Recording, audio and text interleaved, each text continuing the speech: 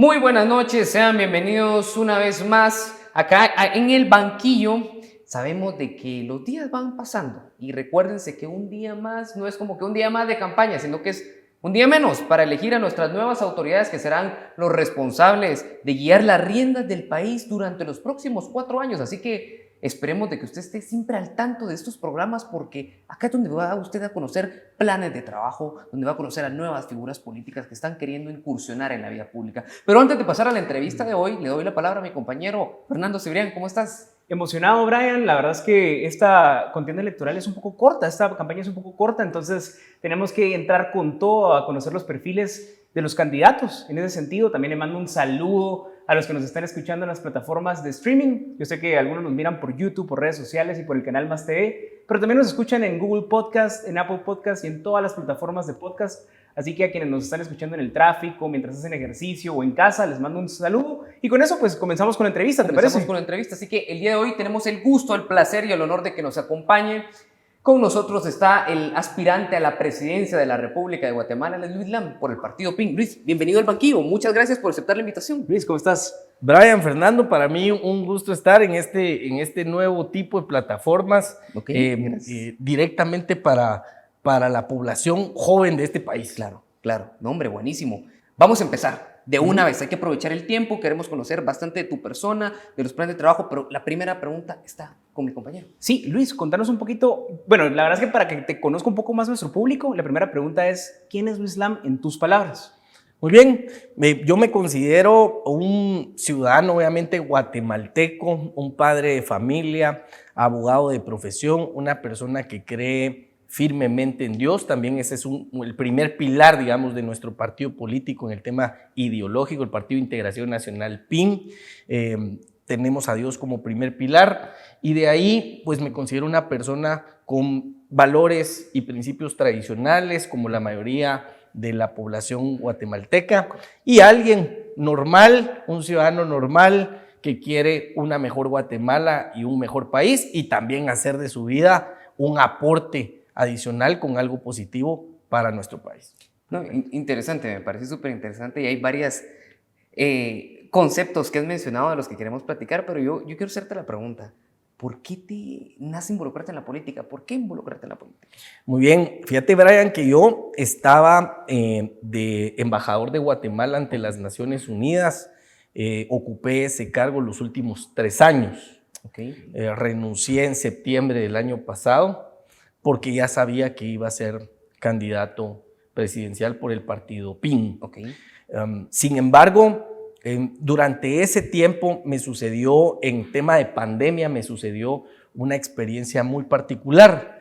Yo les aseguro que ustedes no vivieron la pandemia como yo la viví, porque yo la viví en Nueva York, en Manhattan, y ese fue el epicentro de la pandemia. Me recuerdo. Y esa ciudad se cerró completamente, la ciudad que nunca duerme, ¿verdad? Se quedó dormida. Se quedó totalmente paralizada. Y yo me quedé totalmente aislado por un periodo de 6 meses, sin ningún contacto humano. Wow. Por 6 meses, porque mi familia vivía en Guatemala. Así que durante ese tiempo, pues tuve una experiencia muy particular preguntándole a Dios qué quiere de mi vida, cómo puedo yo realmente hacer algo positivo con mi vida. Y desde esa plataforma logré entender que había una agenda global en el seno de las Naciones Unidas que se empuja muy fuerte sobre todos los países. Y esa agenda se empuja bajo varios sectores, digamos, pero en el tema de una sociedad como Guatemala, que es relativamente muy conservadora, el tema de la vida y la familia es un tema que la agenda global no comparte. En países como Guatemala lo tiene aún hoy por hoy regulado, específicamente tema de aborto y tema de ideología de género, ¿sí? Entonces, viendo eso, estando en el seno de la ONU, dije, ¿cómo puedo aportar para proteger a mi país? Porque voy viendo que cada vez más países van adaptándose a la agenda global, ¿verdad? La famosa Agenda 2030. Así es. La famosa Agenda 2030 de las Naciones Unidas y los Objetivos de Desarrollo Sostenible. Así que en ese periodo de 6 meses totalmente aislado en el centro de Manhattan, sin ningún contacto humano, empiezo a redactar una política de Estado para defensa de la vida y la familia.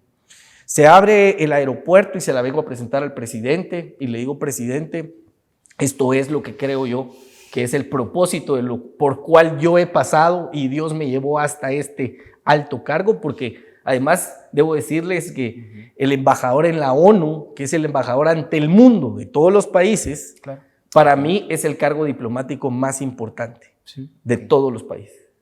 Así que le presento esa política, el presidente, un proyecto totalmente construido para que pudieran implementarla en marcha. Lo hacen, se implementa la política aproximadamente un año después, en julio del 2021. Eso me permite a mí pararme en el centro de las Naciones Unidas y decir, ustedes pueden creer en toda esta corriente ideológica, pero Guatemala como país, nosotros vamos a defender la vida desde la concepción hasta la muerte natural y no creemos en el aborto como un derecho humano de las mujeres.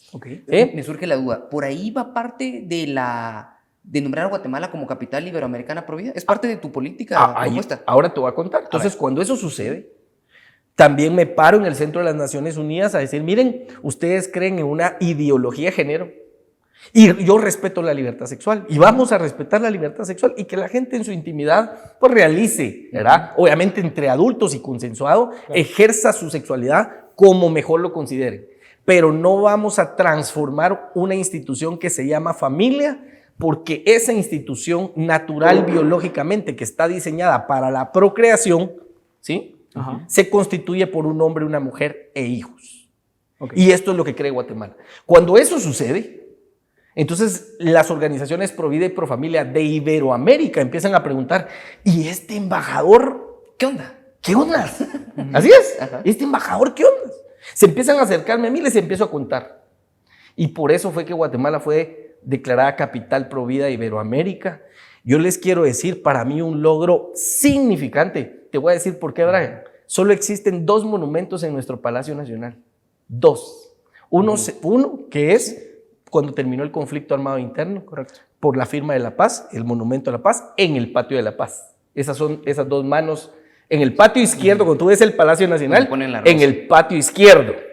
Eso, todo el monumento tiene una simbología. ¿Por qué está en el patio izquierdo? Tiene una simbología. ¿Por qué son 2 manos izquierdas? Tiene una simbología. Una pedradita para la izquierda, dice usted. Tiene simbología. ¿Por qué son 2 manos izquierdas si tú las ves así? Y pusieron 2 manos izquierdas. Cuando tú haces esto, no, es una mano izquierda y una derecha. Pero ¿por qué pusieron? No lo había pensado. ¿Pero por qué pusieron 2?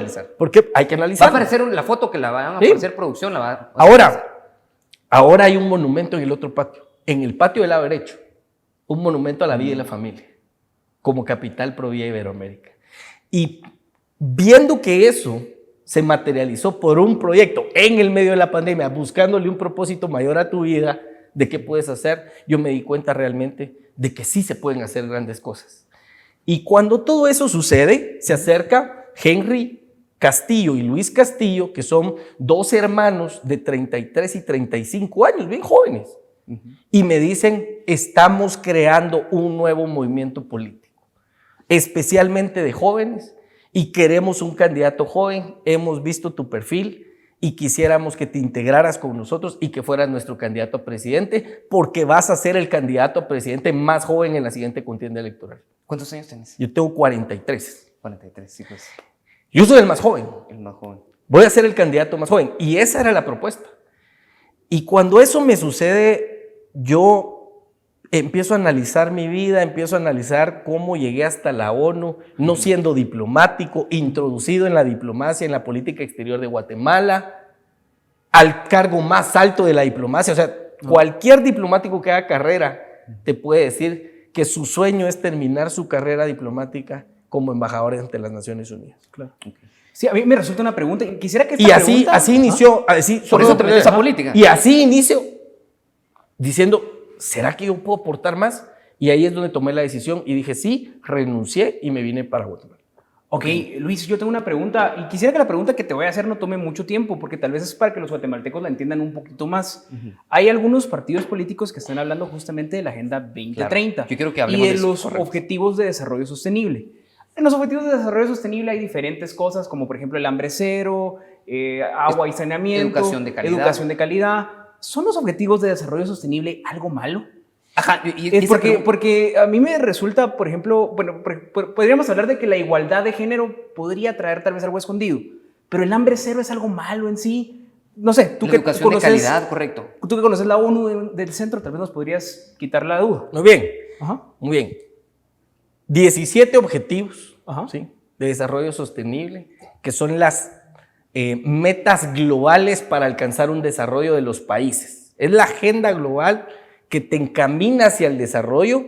Se aprobaron en el año 2015 y se llama 2030 porque en un periodo de 15 años se estableció para que los países fueran avanzando bajo estos conceptos. Okay. ¿Ya? Los objetivos como tal, la mayoría de ellos son favorables. Lo que tú estás diciendo. Sí. ¿Sí? Cero pobreza. Ajá. ¿A quién no le gustaría tener un país así? O Sin hambre pobreza, cero. por supuesto. O con una educación de calidad. alto estándar. Por supuesto. Ahora lo que sí hay que tener claro es que dentro de estos objetivos hay algunos objetivos que sí la agenda global los va empujando y presionando con reformas legislativas, reformas en políticas públicas, para que los países los vayan adaptando de determinada manera. Okay. Y todo el sistema de las Naciones Unidas y todas las agencias de las Naciones Unidas los van empujando en el mismo sentido. El objetivo, donde encontramos problema, es en el objetivo número 5, que se llama igualdad de género. Que era el que justamente mencionaba. ¿Sí? Ajá. Igualdad de género. ¿Por qué?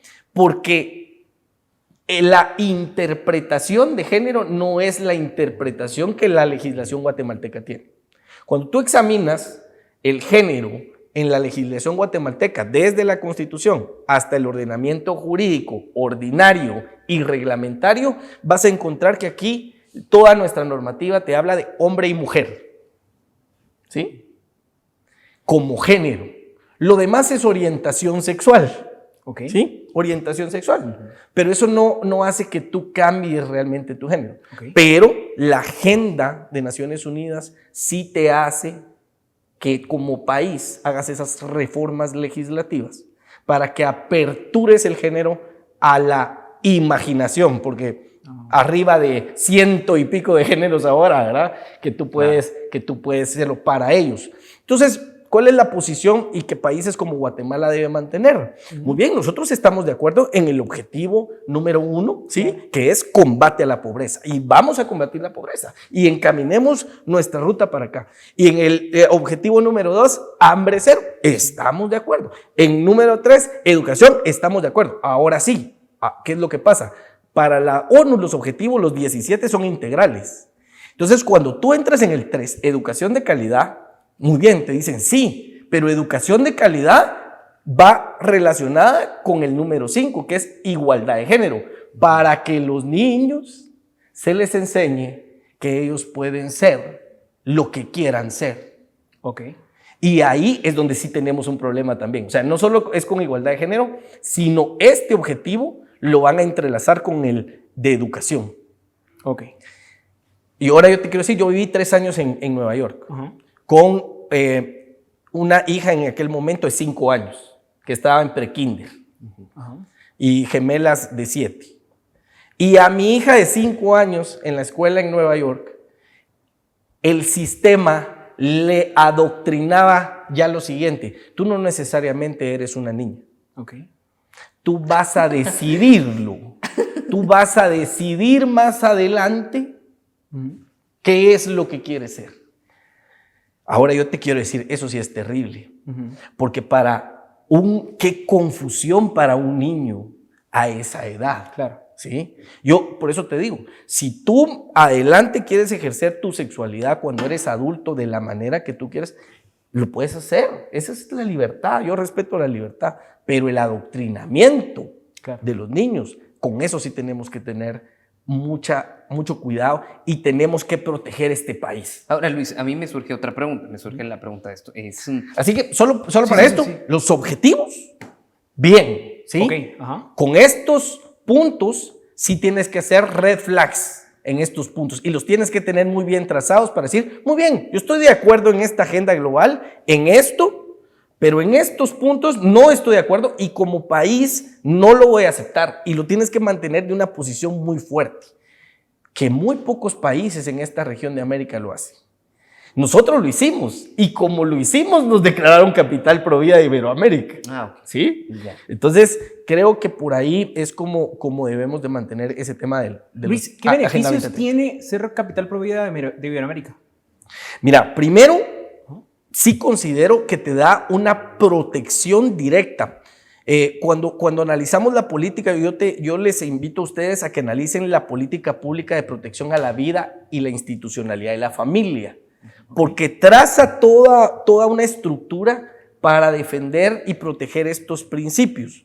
¿Qué beneficios nos trae? Muy bien, se está formando un bloque de protección en estos principios que cada vez que venga alguien a querer destruirlos, le va a ser mucho más difícil.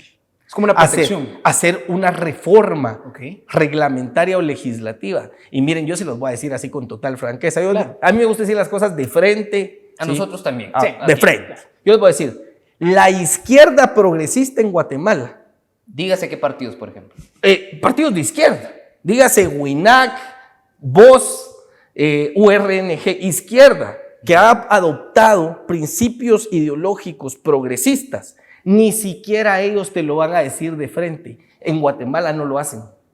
Ni siquiera ellos te dicen, yo sí estoy de acuerdo y nosotros vamos a implementar el aborto como un derecho sexual y reproductivo de las mujeres, como un derecho humano, y el artículo 3 constitucional estamos en total desacuerdo, porque son hipócritas, porque lo piensan, pero como saben que políticamente no les conviene en este país, entonces no lo dicen.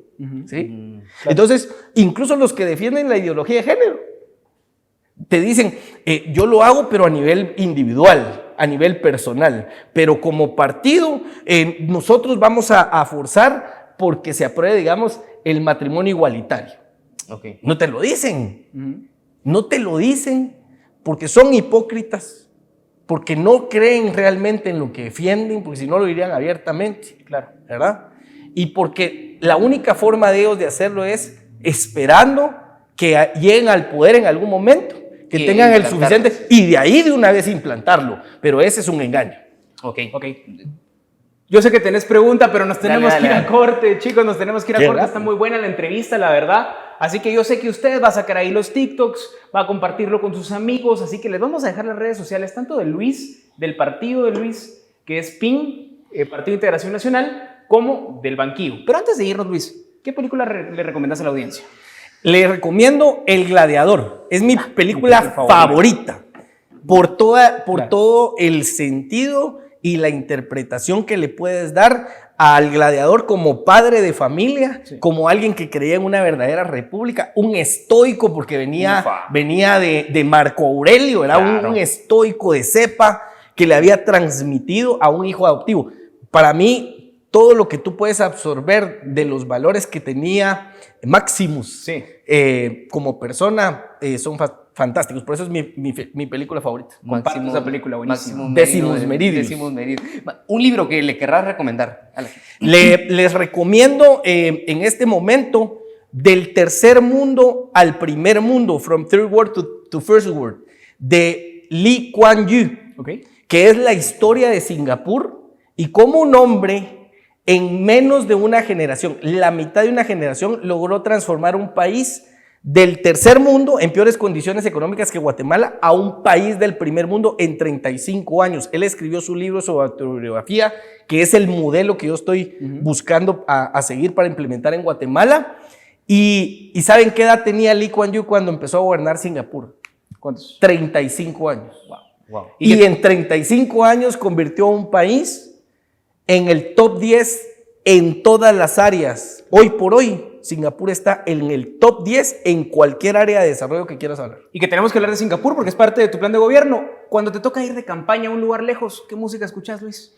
Pues depende quiénes me acompañen en el auto, porque... Pero, ¿la música de tu gusto?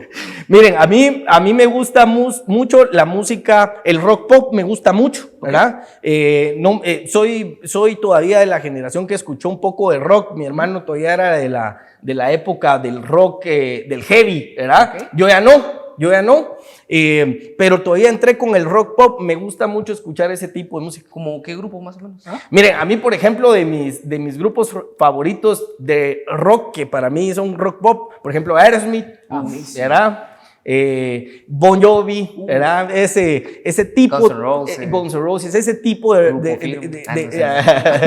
creo que me gusta para escuchar. Y también pues escucho mucho música gospel, o sea, es por tema de religión, ¿verdad? Por tema de motivarte también. De eso más tenemos que hablar al regresar. Bueno, usted busque Angel de Aerosmith y en lo que escuche esa canción, regresamos aquí al banquillo por Más TV.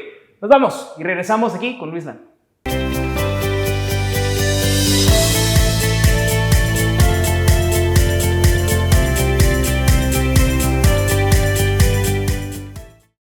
Bueno, y estamos de vuelta. El tiempo se está pasando volando, así que tenemos que aprovecharlo para que sepamos todas esas propuestas que hoy, valga la redundancia, nos propone el Partido de Integración Nacional, PIN, a través de su candidato a la presidencia, Luis Lam. Luis, te dejo con Fernando, te dejamos en el uso de la palabra para que expongas tu plan de trabajo, los ejes, acciones estratégicas específicas y cuál es esa agenda que lleva Luis Lam de quedar electo presidente. Muy bien, primero el Partido de Integración Nacional, PIN, llevamos como pilar el no al reciclaje político. Nosotros no llevamos ningún diputado actual como candidato, no llevamos ningún alcalde actual como candidato, no llevamos a ninguna figura trascendental de la vieja política de este país en nuestras filas.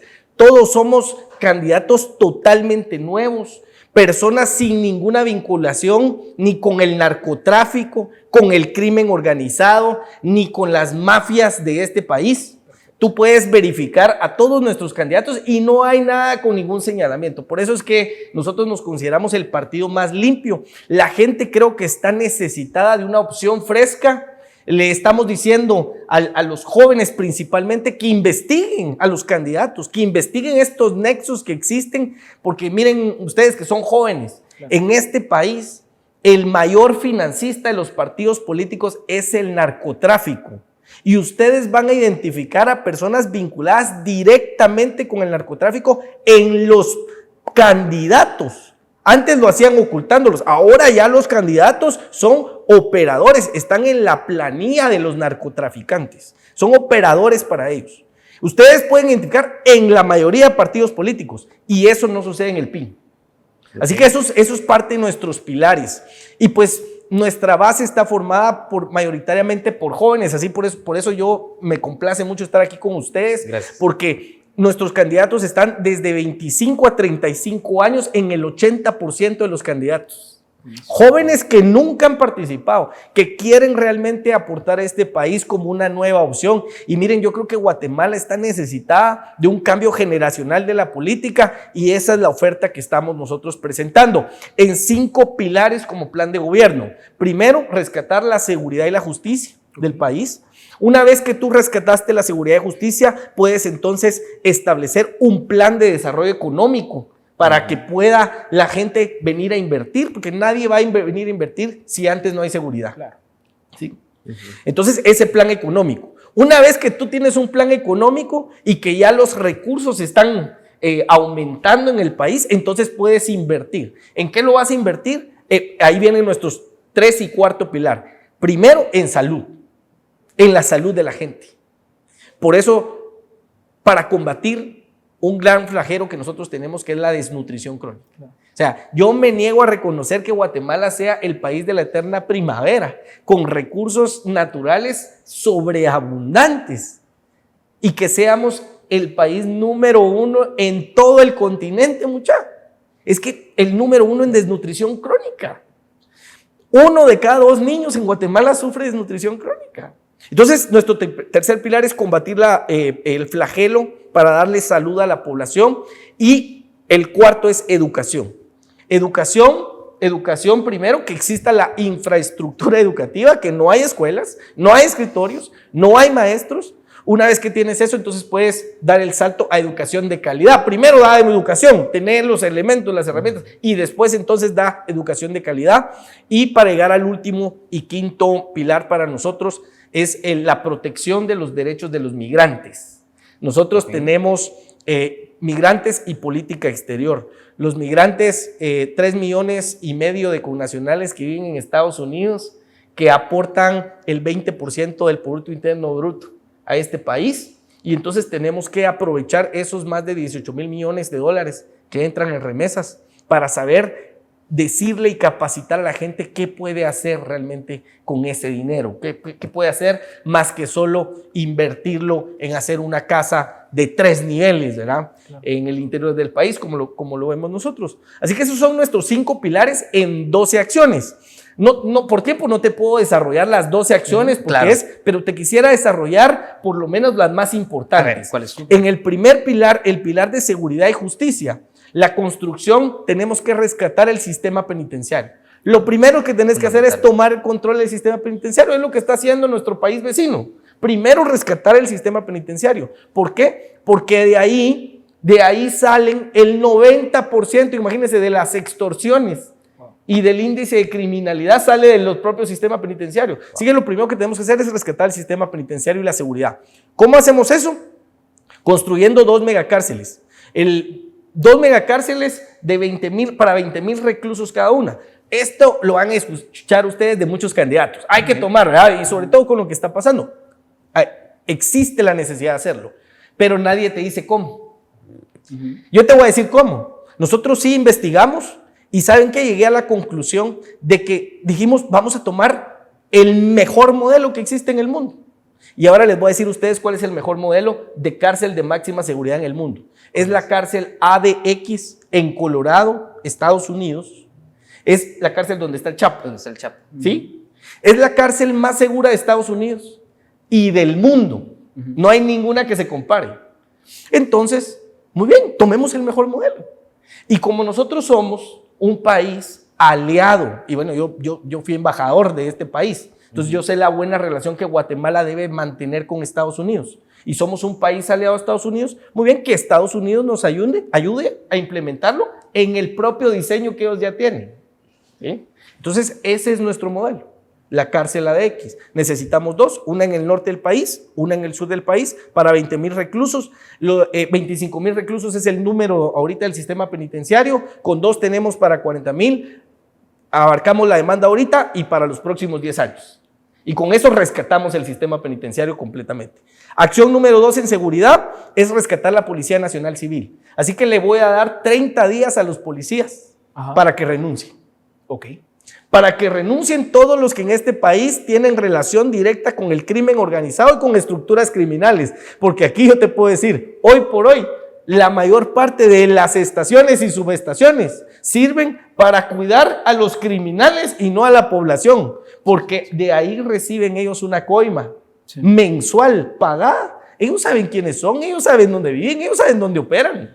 Pero los dejan, hacen ojos ciegos, porque están recibiendo y se están llenando los bolsillos. Yo le voy a dar 30 días a los policías para que renuncien. Y los que no renuncien los voy a someter a un procedimiento de investigación de polígrafo e investigación individual y familiar. Pero eso lo debería hacer con todo el aparato de la Policía Nacional. Por supuesto, Civil. con todos. Okay. Con todos lo vamos a hacer. Para limpiar y depurar. Para limpiar y depurar. Ahí rescatamos el tema de seguridad. Y en el tema, digamos, económico, queremos reducir progresivamente los impuestos. Queremos atraer la única ruta económica para llevar a un desarrollo de un país es atrayendo inversión, empleo y trabajo para la población. No hay otra. Aquellos candidatos que te vienen a decir, vamos a regalar tantos miles para las personas, vamos a regalar la luz eléctrica. Yo podría decir, este dijo que va a regalar la luz, yo voy a regalar el gas y también el internet y te voy a regalar todo y ya no trabajes y pasarte viendo tele todo el día, ¿verdad? O sea, eso es populismo directo, crudo y de del frente, barato. del barato, el más barato. No vas a encontrar en mis propuestas ninguna oferta populista, ninguna. Aquí lo que necesitamos es inversión. ¿Cómo traemos inversión, Brian? Fernando, entendiendo que tenemos que ser un mercado competitivo para la región. ¿Cómo nos convertimos en un mercado competitivo? Bajemos los impuestos. Para que más empresas, para que existan más empresas, para que más inversión extranjera y nacional pueda generar empleo. Así que yo tengo un plan de reducción progresiva de los impuestos, empezando por eliminación del ISO, que ese lo pagás directamente, no tenés ninguna renta y de una vez ya lo tenés que estar pagando. Sí, por eso primero. Y después una eliminación progresiva del impuesto sobre la renta. Y si a eso tenemos suficiente recaudación para mantener el gobierno, bajemos incluso el IVA.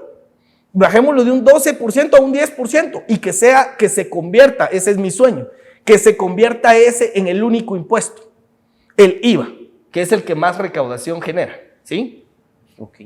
Para lograr eso, lo que la gente inmediatamente se pregunta es, ¿y entonces cómo se va a mantener el gobierno? ¿Verdad? Si yo lo que quiero es menos gobierno. Entre menos gobierno tenemos, más libertad tenemos para la sociedad. Menos burocracia. Así que estoy pensando en eliminar 2 ministerios completos de mandos medios para arriba. ¿Cuáles serían? Ministerio de Desarrollo. Se va el ministro, viceministros, directores, asesores, plazas fantasmas. Mira, te encontrás con viceministerios que tienen 20 asesores. Claro. Son plazas fantasmas, muchachos.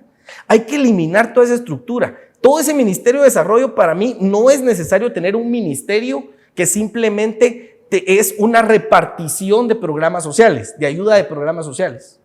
Lo único que necesitas es transferir esta estructura de mandos medios, que es la gente que sí trabaja, que es la gente que echa punta y que se faja, ¿sí? Mandos medios para abajo, los trasladas al Ministerio de Salud, para que sea proyectos sociales del Ministerio de Salud. ¿Sí? Desapareciste la mitad. Y el otro ministerio que quiero desaparecer y eliminar es el de Cultura y Deportes. También de la mitad para arriba. Y los mandos medios para abajo, que es la gente que sí trabaja, que forme una dirección o un viceministerio del Ministerio de Educación. No necesitas toda una estructura. Con eso haces una reducción casi inmediata de 600 a 700 millones de quetzales en un año. Y vas haciendo esos reajustes y priorizando gasto público, ¿verdad? Claro. Entonces, cuando haces eso, entonces te vas a dar dando cuenta que te va a alcanzar el presupuesto para mantener el gobierno. En el tema de educación, en el tercer pilar, que es el de salud, queremos abarcar... Una pregunta. ¿Sí? ¿Querías con los sindicatos y pactos colectivos de estos ministerios? Muy bien. Ahorita me voy a saltar entonces al de educación porque ahí traigo una idea innovadora. Voucher educativo para ayuda directa a la educación de los niños. Miren, yo vengo de una familia humilde, de una mamá que no tuvo oportunidades en este país.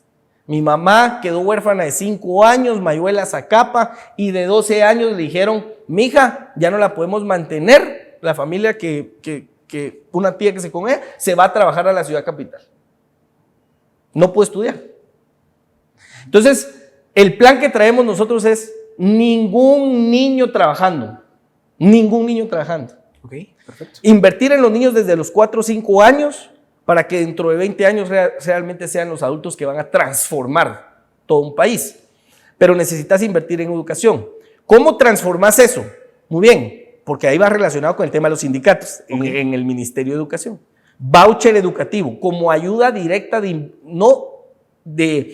para que malgasten los padres ese dinero, como inversión directa en la educación de los niños. Quiere decir que tú como papá, que tenés a tu hijo en el sector público, en lugar de tenerlo ahí, ahora vas a recibir un voucher educativo. Ese voucher, más o menos entre 250 a 300 quetzales, tú vas a decidir dónde lo quieres utilizar. Si de repente hay un colegio que te cobra 400 quetzales en tu comunidad, tú utilizas tu voucher ahí y pones tú tus 100 quetzales y tu hijo inmediatamente va a tener una mejor educación en automático.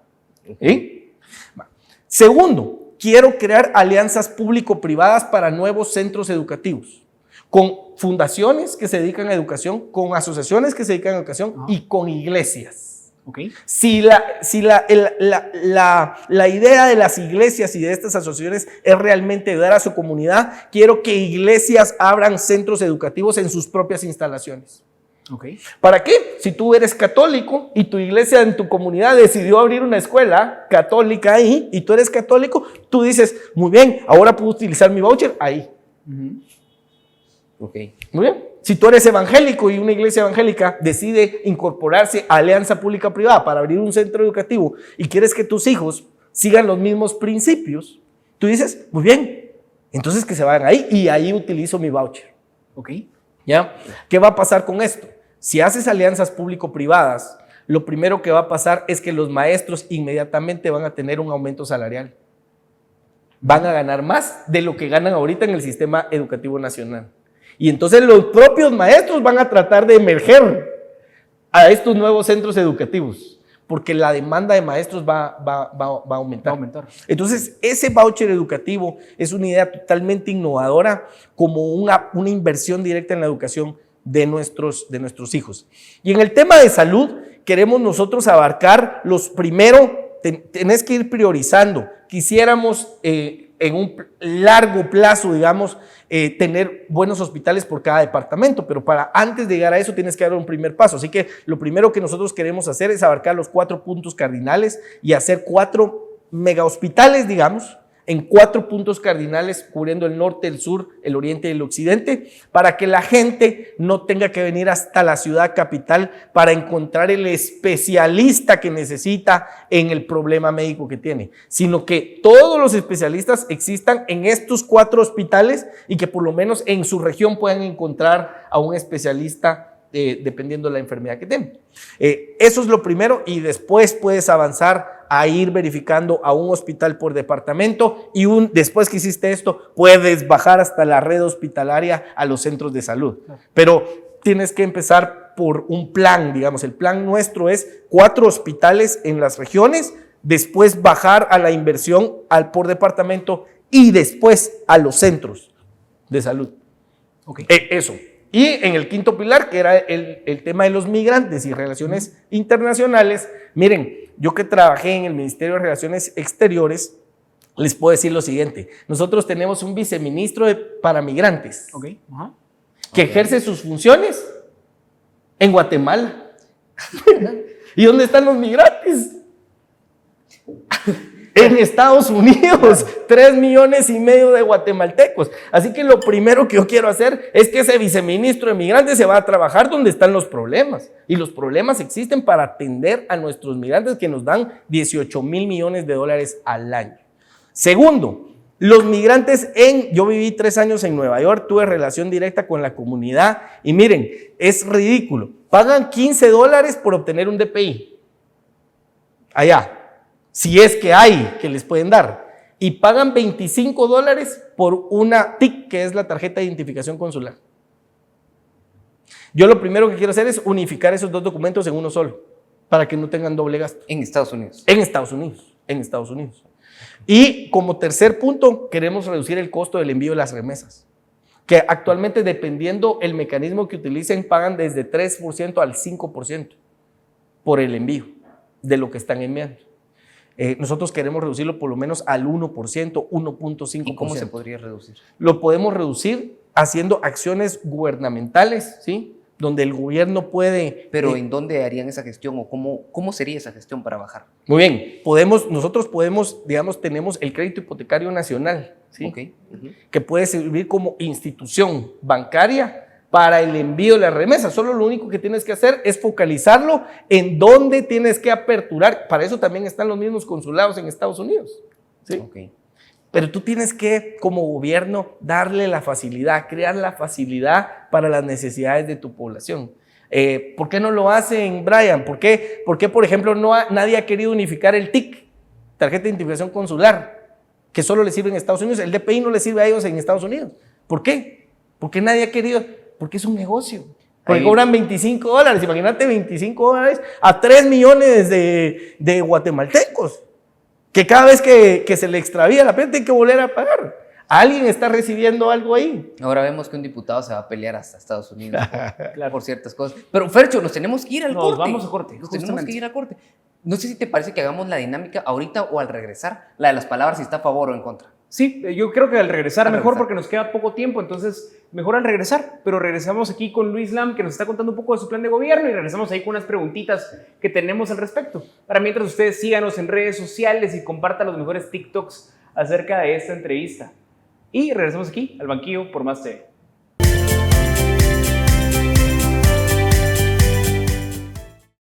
Bueno, estamos de regreso acá en el banquillo. Se nos está yendo el tiempo como agua.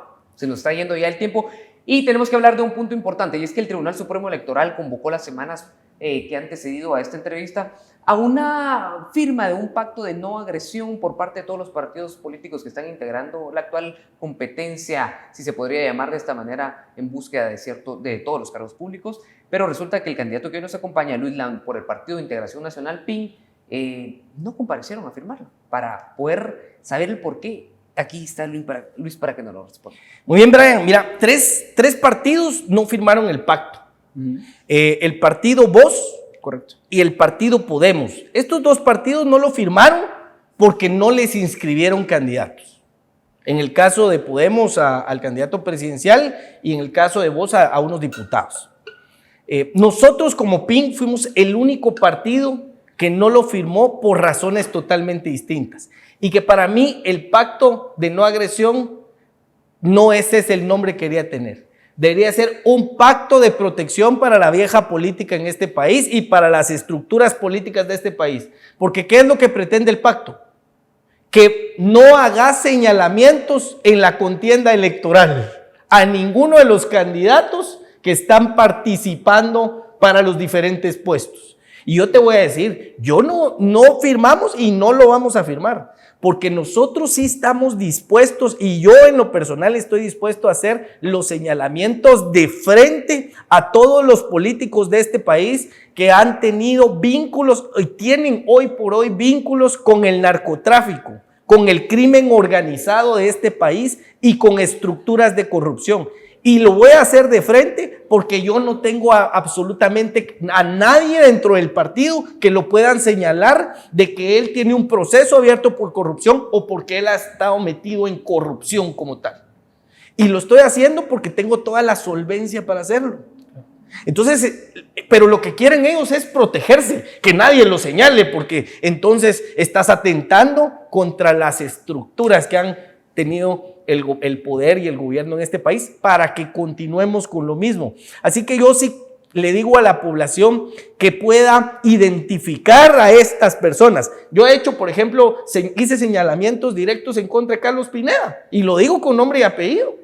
Porque le dije, Carlos Pineda, no querrás venir a decir que eres una persona honrada, honesta, cuando estás metido, involucrado directamente en un partido que viene de Manuel Valdizón, una persona confesa, condenada por vínculos con el narcotráfico. Y después de ahí, ¿qué pasó? ¿Se cambió de partido? Bueno, no sé si se cambió, lo sacaron, o él en algunos momentos dice que lo echaron y en otros momentos dice que él se salió, pero la cosa es que se salió. Y se fue a introducir a otro partido con grandes señalamientos de corrupción. Correcto. Con diputados que tienen y han sido condenados directamente por temas de corrupción. Los vínculos tú los puedes, en nuestro partido tú no vas a encontrar a ninguna persona de esas. Y sí, y porque yo te lo puedo asegurar porque he verificado el currículum de cada uno de los candidatos. Okay. Y si existiera algo que yo no sé, te digo que lo sacamos inmediatamente, algo que pueda justificarse y lo sacamos, porque nosotros queremos entrar sin ninguna mancha.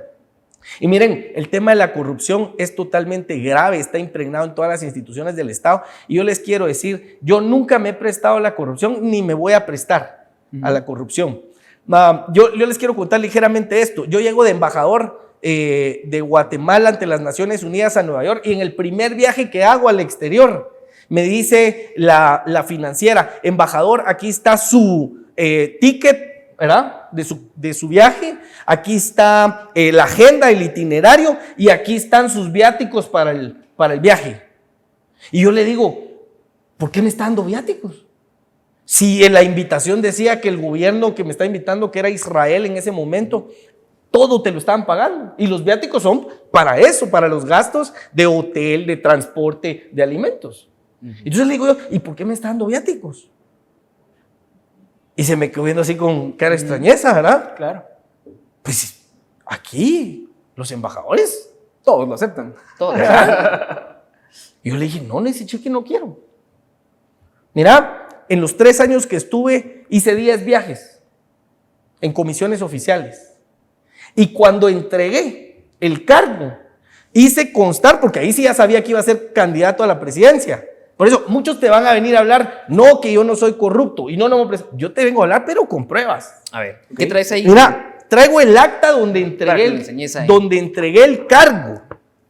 Esta es la primera vez que lo hago en público. Voy a hacer un video por ahí personal de esto. Sí, pero mira, es el acta 83-2022 en la ciudad de Nueva York, estado de Nueva York, siendo las 10 horas del día jueves 1 de septiembre de 2022. Este fue cuando yo entregué mi cargo.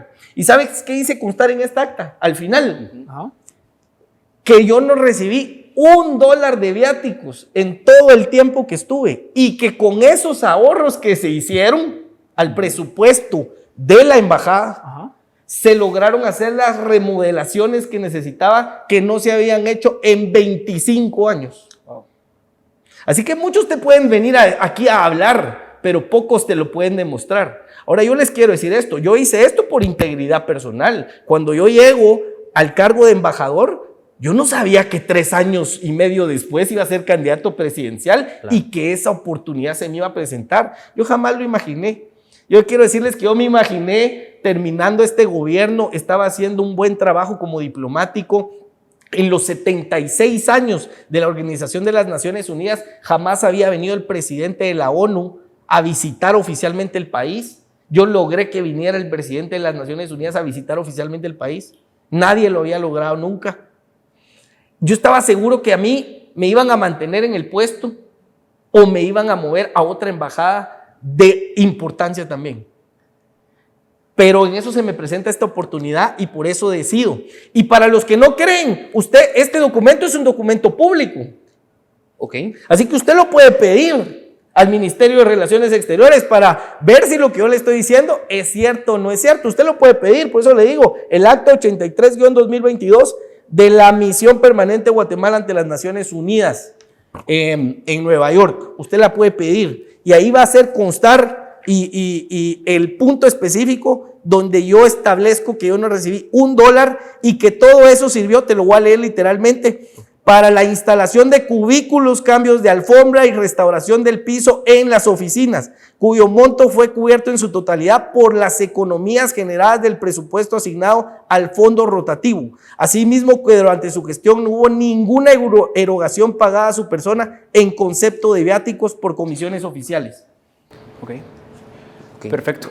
Sí, la verdad es que está interesante y lo vamos a subir a redes. Lo vamos a subir a redes también para que lo puedan ver ahí en el capítulo. Tal vez nos dejas una copia para que producción lo tenga. Claro. Luis, yo te tengo una pregunta. Primero, ¿cómo se financia PIN? Yo quisiera saber un poquito de eso. Y segundo, también es una campaña electoral un poco complicada porque son 3 meses donde un partido pequeño o nuevo, en este sentido, donde no hay reciclaje, como tú decís, cuesta resaltar alguna cara, posicionarse. ¿Cómo le están haciendo para poder posicionarse justamente? Y afrontar esos retos inherentes a la campaña política. ¿Sí? Muy bien, primero, el mayor financista de partidos políticos, ya lo dije, es el narcotráfico en este país. Okay. El segundo mayor financista son los contratistas del Estado, aquellos grandes proveedores del Estado que le apuestan a quienes consideran que van a quedar en el siguiente gobierno. Y estos financian, obviamente, para corrupción, para recibir contratos. Y el tercero es aquellos empresarios que legítimamente sí quieren aportar, ¿sí?, a alguno de los partidos, pero yo te voy a decir, todos también llevan un interés. Claro. Y parte de los intereses de los empresarios y de la élite económica es que tú les sigas manteniendo los privilegios del monopolio. Nosotros decidimos romper con eso y hemos estado autofinanciados por nosotros mismos, por nuestro propio esfuerzo, por nuestro propio trabajo. Ahí me tenías a mí el 27 de marzo que se abrió a las 2, 3 de la mañana poniendo burritos en la madrugada con los equipos en diferentes lados. Ok. Con nuestro propio financiamiento, de nuestros propios candidatos. Yo personalmente he aportado, digamos, de mi propio dinero, de mis propios ahorros al partido. Y así cada uno de los candidatos. Pero nuestros candidatos han sido las personas que han trabajado, que han echado punta desde que fueron a formar el partido. Digamos, nuestro listado número 1 por la casilla nacional es el fundador del partido, que es Henry Castillo, 35 años. El hermano tiene 33 años, está corriendo por el departamento de Guatemala, ¿sí? Pero son las personas que fueron a levantar las actas a nivel nacional, claro. Ellos mismos tecleándola, imprimiéndola, sacando las firmas, sacando las fotocopias, haciendo todo el trámite. La gente que ha sudado realmente la camisola por construir un proyecto limpio. ¿Cómo vamos a hacer aprovechando estas oportunidades como la que ustedes me están dando en este momento? Para llegar a un segmento de la población que nos identifique y dejarle esa espina al votante y especialmente a la población joven, que es la que en este momento es el padrón más importante, para que analice y tome la responsabilidad también. Porque yo estoy diciendo también a los jóvenes, miren, este país está como está porque también nosotros no hemos tomado la responsabilidad. Y usted tiene la responsabilidad no solo de ir a votar, tiene la responsabilidad de sentarse a analizar la información de los partidos políticos, de analizar la información de los candidatos, de aun y cuando los listados, ¿verdad?, no son nominales para diputados, claro, sino que por tema de partido, pero usted tiene, ciudadano, la obligación de investigar quiénes son los que van ahí en su distrito. Si usted no quiere ni tomarse ese tiempo, este país está también así por culpa suya. Así que nosotros estamos presentando una oferta totalmente nueva, totalmente limpia, como un cambio generacional a la política nacional. La gente está necesitada y está ansiando un cambio total en el país. Ahora, tú te presentas en esto y la gente, lo que pasa es que como el sistema ha estado tan corrompido, en el momento en que tú haces ese paso, tú ya sos un corrupto también. ¿Sí? Entonces, ¿sabes qué le estoy diciendo yo a la gente?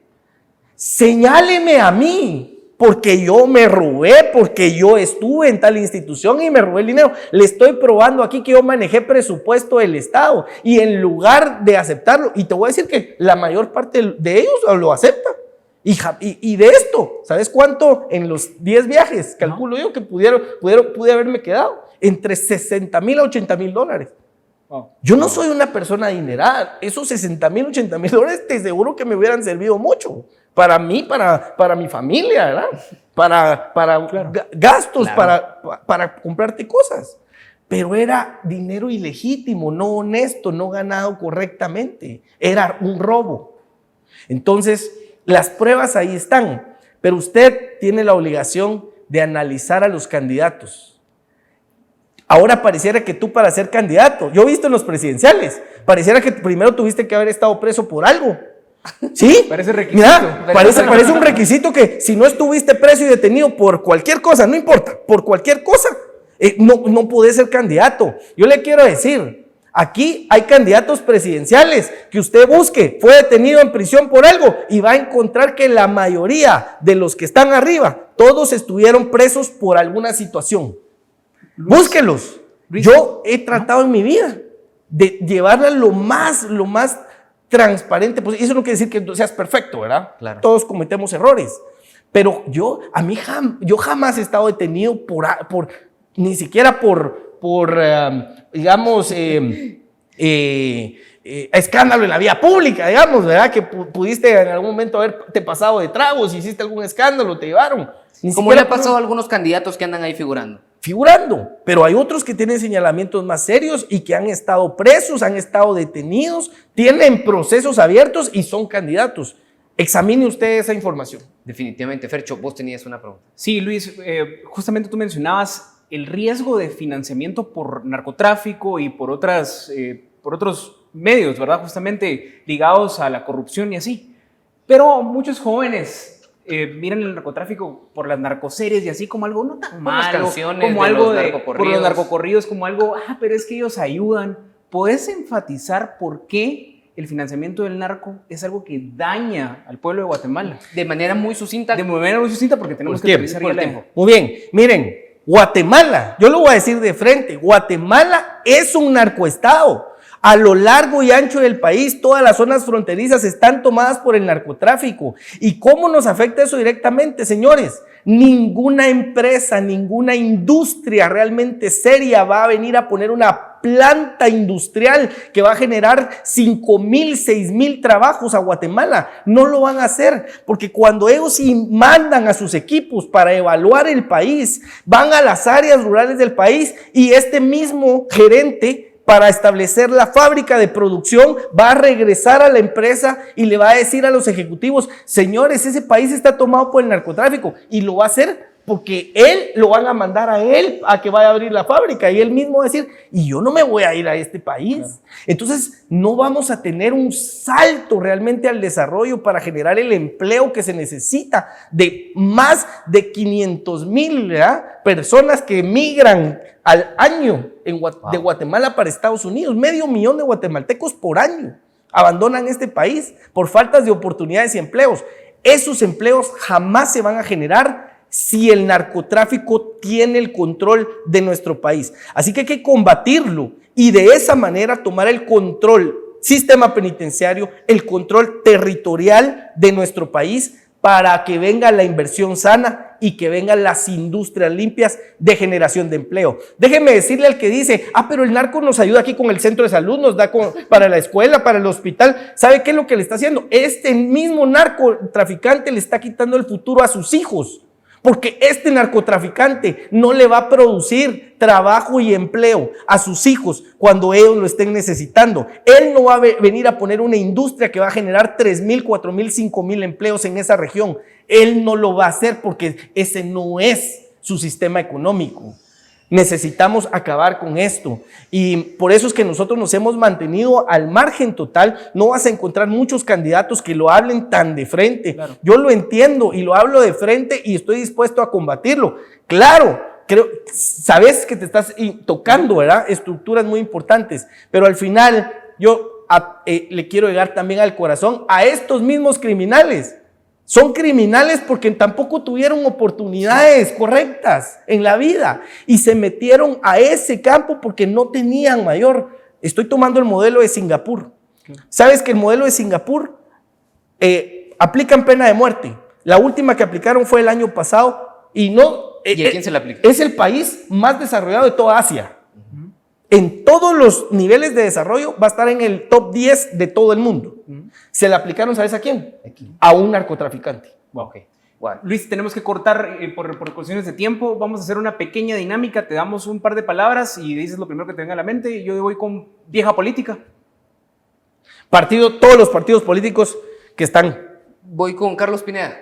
Es alguien que no dice la verdad. PIN. Un partido totalmente nuevo. Sandra Torres. Vieja política, enraizada y también una necedad. Voy con Guatemala. Un país por el cual todos debemos luchar. Bueno, y con esto cerramos. 30 segundos, pero 30 segundos para que pueda dirigirse a los... Muy bien, miren, yo me vengo a presentar con ustedes como el próximo candidato, el candidato más joven a la presidencia de este país. Usted que está viendo que otros países están dando los pasos correctos y que usted dice lo está haciendo un joven que no venía involucrado directamente en el sistema político y él lo está haciendo, yo me estoy presentando como una oferta totalmente limpia. Examine mi capacidad, examine mi hoja de vida, examine cómo Dios me ha traído desde muy pequeño para poder tener esta oportunidad y véalo como esa opción. Si usted ha pensado es que necesitamos un joven que venga a hacer un cambio, aquí estoy yo y lo quiero hacer bien. No tengo en mi equipo a nadie que esté manchado. Estamos con un partido totalmente nuevo para transformar la política nacional. Y les pido, por favor, que en la próxima elección vote por mí para presidente y vote por el Partido de Integración Nacional PIN. Perfecto. Bueno, con eso nos vamos. Le dejamos ahí la propuesta de PIN y nos vemos en la próxima entrevista aquí en El Banquillo por Más TV. Hasta la próxima. Y gracias, Luis. Gracias, Brian. Gracias, Fernando.